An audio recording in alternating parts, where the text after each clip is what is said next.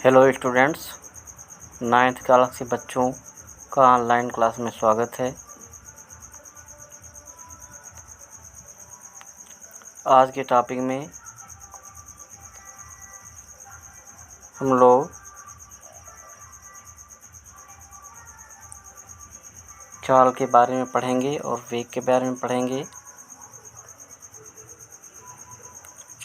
अक्सर किसी गतिमान वस्तु की चाल की बात करते हैं हम लोग कि कौन सी गाड़ी किस स्पीड से चलती है, किस स्पीड से चली, कितना टाइम लगा कहीं पहुंचने में।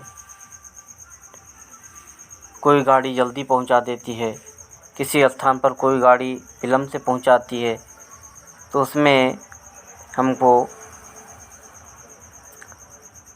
चाल की आवश्यकता होती है और चाल ही मुख्य फैक्टर होता है किसी वस्तु के जल्दी या विलम्ब से पहुंचने में जो भूमिका निभाता है।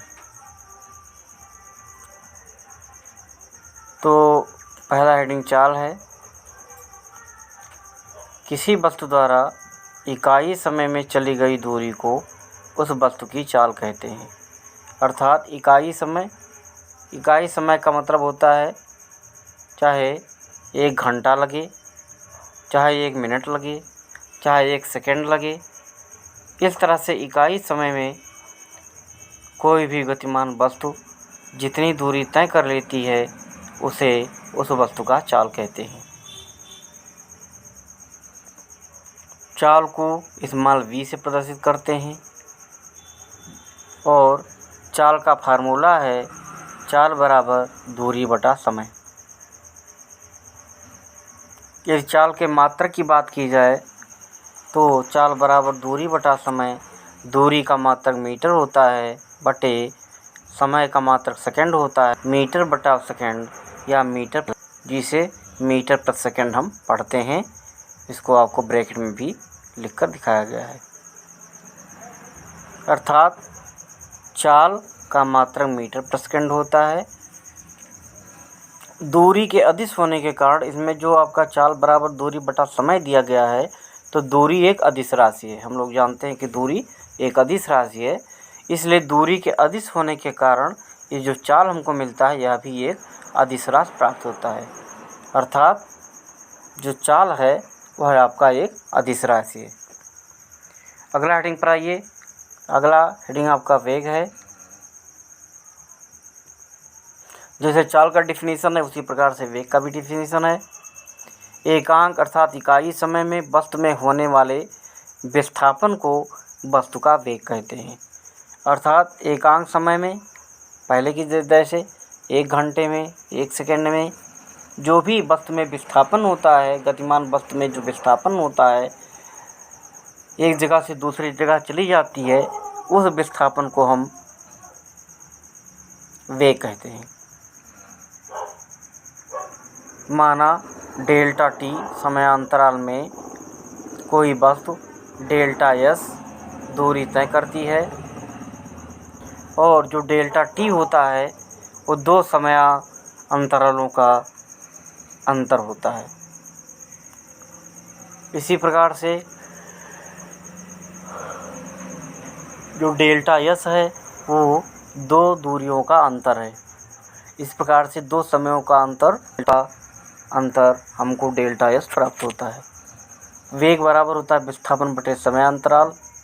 अभी आपको मैंने बताया कि विस्थापन जो होता है, एक दूरी s1 है, एक दूरी s2 है, तो s2 में से s1 को हटा देंगे।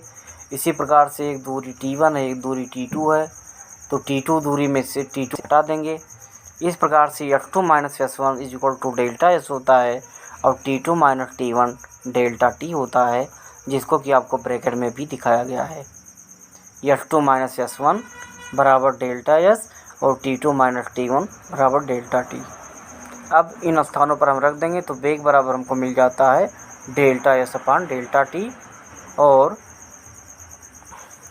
ये जो है डेल्टा एस आपका एक दूरी है, दूरी का मात्रक मीटर होता है, और डेल्टा टी आपका समय है, तो समय का मात्रक सेकंड होता है।